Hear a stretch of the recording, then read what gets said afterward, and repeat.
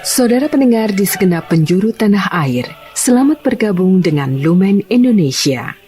Lumen Indonesia siap melayani Anda setiap hari. Saudara terkasih, marilah kita bersatu dalam Tuhan kita Yesus Kristus yang tidak berubah dahulu, sekarang, dan selama-lamanya. Allah Sang Maha Rahim mengasihi dan menerima sebagaimana adanya kita. Allah Bapa kita di surga senantiasa bersedia menolong, menghibur, dan meneguhkan kita dalam menghadapi segala permasalahan hidup sehari-hari. Saudara-saudari, marilah kita mendengarkan renungan dengan judul Percayalah Kepadaku, yang berdasarkan pada Injil Yohanes bab 14 ayat 11. Yesus bersabda, "Percayalah kepadaku bahwa aku di dalam Bapa dan Bapa di dalam aku. Atau setidak-tidaknya, percayalah karena pekerjaan-pekerjaan itu sendiri. Dalam nama Bapa dan Putra dan Roh Kudus. Amin." Saudara-saudari terkasih dalam nama Tuhan Yesus Kristus. Pada suatu hari, Yesus menyampaikan kepada para murid-Nya hubungan antara dirinya dengan Bapa. Sabda Yesus, "Akulah jalan dan kebenaran dan hidup. Tidak ada seorang pun yang datang kepada Bapa kalau tidak melalui Aku. Sekiranya kamu mengenal Aku, pasti kamu juga mengenal Bapa-Ku. Sekarang ini, kamu mengenal Dia dan kamu telah melihat Dia." Filipus, salah seorang rasul, memohon lebih kepada Yesus, katanya, "Tuhan, tunjukkanlah Bapa itu kepada kami. Itu sudah cukup bagi kami." Yesus bersedih karena kurangnya iman para murid-Nya. Sabda Yesus, "Telah sekian lama aku bersama-sama kamu, Filipus, namun engkau tidak mengenal Aku? Barang siapa telah melihat Aku, ia telah melihat Bapa.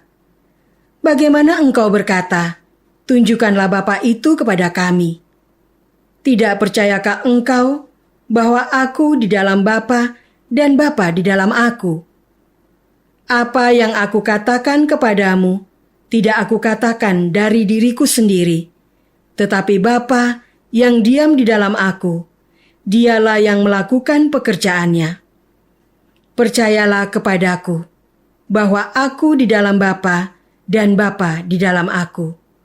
Atau setidak-tidaknya, percayalah karena pekerjaan-pekerjaan itu sendiri." Saudara-saudara terkasih, Filipus adalah salah seorang murid yang sangat percaya kepada sabda Yesus. Ketika Yohanes memperkenalkan Yesus sebagai anak domba Allah, Filipus ada di situ. Penginjil Yohanes mengatakan bahwa Yesus memanggil Filipus sebagai murid-Nya sehari setelah Ia memanggil Petrus dan Andreas. Ia tanpa ragu-ragu mengikuti Yesus tatkala menerima seruan panggilan Yesus. Keyakinannya akan kedudukan Yesus sebagai Mesias yang dinantikan Israel dinyatakan jelas kepada Natanael. "Kami telah menemukan Dia yang disebut oleh Musa dalam kitab Taurat dan para nabi, yaitu Yesus, anak Yusuf dari Nazaret." Pada peristiwa perbanyakan roti untuk 5.000 orang, Filipus dengan spontan menjawab, "Roti seharga 200 dinar tidak akan cukup untuk mereka ini, sekalipun masing-masing mendapatkan sepotong kecil saja." Filipus mewartakan Injil di Frigia, sebuah kota tua di Asia Kecil. Filipus menderita penganiayaan hebat dan disalibkan dengan kepala di bawah, sebagaimana dialami Petrus di Roma. Imannya kepada sabda Yesus membuatnya memberinya penghiburan dalam salib yang dipanggulnya. Saudara-saudara terkasih, di dalam hidup sehari-hari, hubungan antara manusia seharusnya didasarkan atas kepercayaan. Mengapa dikatakan seharusnya? Karena banyak hubungan lebih didasarkan atas perhitungan untung rugi. Orang lain memakai dasar transaksional. Jika aku melakukan sesuatu, maka aku harus mendapatkan sesuatu jumlah tertentu. Beberapa orang sering menindas orang lain karena ia memiliki kekuasaan. Mereka tidak mempercayai orang lain, sehingga mereka juga tidak bisa dipercaya. Jika tidak ada kepercayaan di antara manusia, yang terjadi adalah menjadikan orang lain sebagai korban bagi pemenuhan kebutuhannya. Inilah yang menyebabkan terjadinya peperangan, kriminalitas, pemerkosaan, perampokan, penipuan di dalam sejarah manusia. Kepercayaan kepada manusia membuat kita memperhitungkan keberadaan, kebutuhan, perasaan, pemikiran orang lain. Mereka menjadi tujuan kita melakukan sesuatu.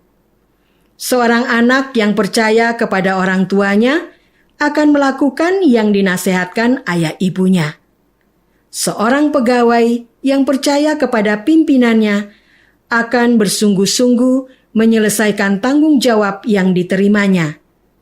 Kepercayaan membuat kita memberikan diri semaksimal mungkin bagi mereka yang kita percayai. Saudara-saudara terkasih, kepercayaan yang menjadi dasar hubungan antar manusia bisa membuat seseorang melakukan sesuatu dengan mendalam. Kepercayaan kepada Tuhan akan membuat seseorang melakukan sesuatu yang melebihi kemampuannya sebagai manusia.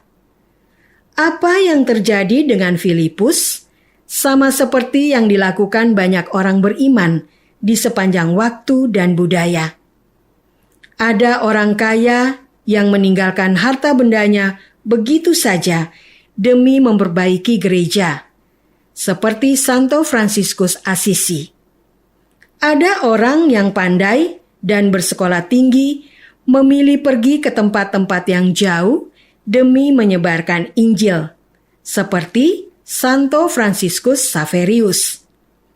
Ada biarawati yang sudah nyaman di biaranya, tapi memilih mengurusi gelandangan yang hampir mati di pinggir jalan, seperti Santa Teresa dari Kalkuta.